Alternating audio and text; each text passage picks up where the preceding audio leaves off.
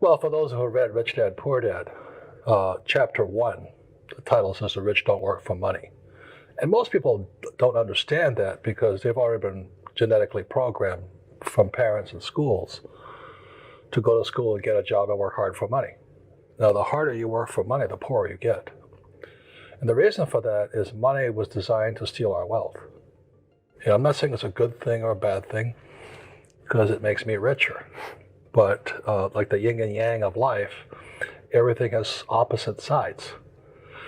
So everything that Rich Dad taught me was opposite of what my rich dad, my poor dad. My poor dad was a school teacher, good people, but they don't know anything about money. Right. So on one side, my poor dad's always saying, work hard, go to school, get a job, save money, and get out of debt. On the opposite side, the yang side, don't do that, So when I wrote Rich Dad, Poor Dad, it was about the opposites. That's all it was. And the rich don't work for money. The richest people in the world don't work for money. But the average person, that's not part of their consciousness. So you look at Steve Jobs. His paycheck was $1 a year. Right. Same with Bezos as well, right? Yeah, they don't want money. So the reason I say and I do and I speak and I teach is kind of just the yin and the yang. You got to see the other side too.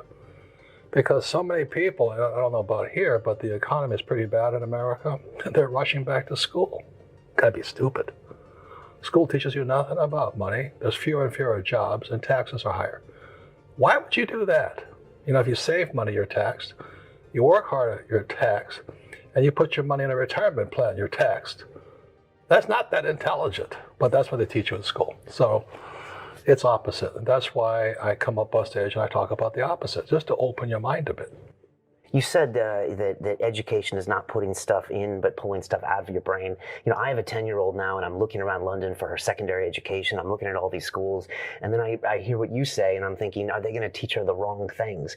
Should people not go to school, or should they go to school questioning what they're being taught? Well, that's the most important thing. Question it. You see, if you just assume all schools are equal and all schools will do a good job, you're not doing your job as a parent. Obviously, you should question and then ask yourself, what does my child need to learn? So if you read Rich Dad, Poor Dad, they're not learning what my rich dad taught me, It's like, I don't want a job. Can you imagine being in high school? I grew up in the 60s going, but I don't want a job. They go, and it violates all the Puritan beliefs. You got to work hard, you got to be a tax-paying person, but I don't want to do that. And in most schools, that type of philosophy or thought is not allowed. I got spanked, scolded, thrown out of school for having what they call radical ideas. But again, I said, Steve Jobs made $1 a year, Bezos $1 a year. I don't want a paycheck. And I'm not giving the answer. I'm just saying, why don't they want a paycheck? And that's when you start to learn. When you ask the question, you start to learn. And as a parent, you got to ask yourself, what are they going to teach my child? Yeah. Will they damage my child or will they educate my child? Education comes from the Greek word educe. Educe means to draw out of a person. But what schools too oftentimes do is they put in, not draw out. So they're kind of giving her a subconscious message that you're doing all this training so you can work for someone someday. And that's what I think. Right, and buy a house. I didn't want to do that. Right, okay. And buy a house that's not an asset, but a liability. Yeah. And work up these school loans, and then you pay them off. And it's almost, I don't know, I guess it's not a slave mentality, but it really is this. It's a paycheck mentality. A paycheck mentality. Look at the other side. They say, don't get into debt. I'm in debt up to my eyeballs. Right. Because as a businessman, you want some leverage. Well, there's good debt and bad debt. See, bad debt is debt I have to pay for. So my house, I have to pay for it. So it's bad debt. Mortgage is bad debt. At the same time, I have about $300 million in debt. But it's good debt because my tenants pay it off. My landlord. So I'll say it again. So good debt is debt that somebody else pays off for me. Right. And so that was the lesson of Rich Dad, Poor Dad. And the way my rich dad began teaching me when I was age 9 was just playing Monopoly. 4 greenhouses, 1 red hotel. Love that game. Yeah, today I own red hotels, and I go back home, and my family, they're all school teachers. They say, oh, Robert, have you found a job yet? And I go, no. Oh, too bad. You see, they can only see one side of the yin and the yang. Right. The rich are the other side. My point is, the reason it's hard for the poor and middle class to get rich is because the philosophy, the thoughts, the actions, the education is opposite. I don't save money, I borrow money. Okay, once you understand that, I go, why would he do that? Well, if I can borrow money, I never have to say I can't afford it. You know, I can afford anything I want as long as I can borrow for it. So debt is good, but it takes education. Okay. You said once that inside every one of us is a poor person. Inside every one of us is the one that goes to the supermarket and thinks, I better buy the cheaper this or buy the cheaper that. Yeah, me too. Okay. And like I'm in this hotel. Right. And they want $8 for a bottle of water. I said, I'd rather drink tap water than pay $8. You know, I mean, and I can afford the $8. It's just insulting that they want $8 for a bottle of water. Right. But you're saying that mentality can hurt you as well because it puts you in a frame of conserving my income as opposed to going out. It's just being conscious. Okay. You know, being conscious of who's talking at this moment. Is it the poor person? Right. So like it really was last night, my wife and I got checked in their hotel room and said, want a bottle of water. I willing to pay $3 for the bottle of water, but not $8. You know, so there was a battle going on between the rich person and poor person inside of me. Finally, the poor person was, I'm going to drink tap water, even though it kills my health. And I go through the same problems that anybody else does. Right. And then that poor person is the conservative person, the person that doesn't want to take risks, the one that wants to conform. That's more the middle class. Oh, that's middle class. Okay. So the middle class person the middle class believes in a big paycheck, good education, job security, and a pension. You know, so they, like when I was a Marine pilot, most of my friends stayed in the Marine Corps, not because they loved the Marine Corps, but it was a good pension. And I said, well, that's not very spiritual, you know. Or most school teachers want the steady paycheck.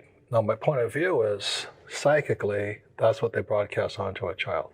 Right. So if the teacher believes in a steady job, a steady paycheck, and no risk, and job security, any idea a child may have, like your child may say, well, I don't like that idea. They get crushed. Right. Okay, that's the risk. Okay. And also subconsciously, they're getting this message that these people are happy to kind of have these jobs for life and collecting these paychecks. And yeah. And then when I say, well, Steve Jobs gets paid $1 a year, it doesn't compute because it's not inside their little box. Right, right. You know, outside the box thinking, well, that's not possible, you know. Right. You know, you go around the world, you give up and you give these huge talks. I know your parents always said it was important for you to be of service. And is that something that's always on your mind? Oh, yeah. Because you don't have to do this. I mean, you could stay in Arizona, you know, you've got your books and everything. Do you feel like that's something we all need to do? I don't like to speak to all people, but I do think that service is important. Like I served the Marine Corps, not because I wanted to fight in Vietnam, but because it was service. You know, and once I got there, I'm glad I went there, but I'll never do that again. You know, the U.S. government lied to us in Vietnam. Okay. And at that point, I said, I'm out of here. And you knew that at the time, or you realized that later? I realized that there because I was a top secret officer. And once I could see the truth coming across the messages, because they're lying to us. Okay. You know, we weren't there for the hearts and minds of the Vietnamese. We were there because of oil. So if you look at Vietnam today, there's a war on in Vietnam yet, and it's for the oil rights off of Vietnam. That's why Royal Dutch Shell is there. That's where Conoco is there. That's why those guys are there. We fought for oil. Always remember that all wars are about money. Money, right, and power. Yeah, well, money and war. Look at ISIS. I think that's kind of, you know, I don't agree with what they're doing. But they took what we know, they captured the oil fields, which we're bombing right now, and then they buy our weapons and they come kill us. So it's like, well, they're just doing what we do to them. Right. You know, they're not stupid. Would you say that a lot of this generation has this entitlement mentality where they kind of expect things, expect the job and expect the paycheck? What do we do about this generation? You know, should they go to the military, or how do we get people to kind of snap out of that entitlement frame? That's hard to say. The entitlement mentality is alive and well in America. Before, it used to be the American dream. Right. You know, you're from San Diego and all that. Yeah. It was the American dream. It's in your blood, you know, when you grow up there. And today in America is the entitlement dream, you know, that I'm going to get somebody to take care of me. You look at America today, 47% don't pay any tax. Now, I'm not saying it's good or bad, because the rich don't pay tax either. Right. But what's happening in America, as you know, is that the government should take care of me, which is socialism. And I'm not saying one is right or wrong, but I'm a hardcore capitalist. You know, I think I should work for my money. I mean, I should provide for myself. I don't want the government to take care of me. So it's just philosophies at war right now.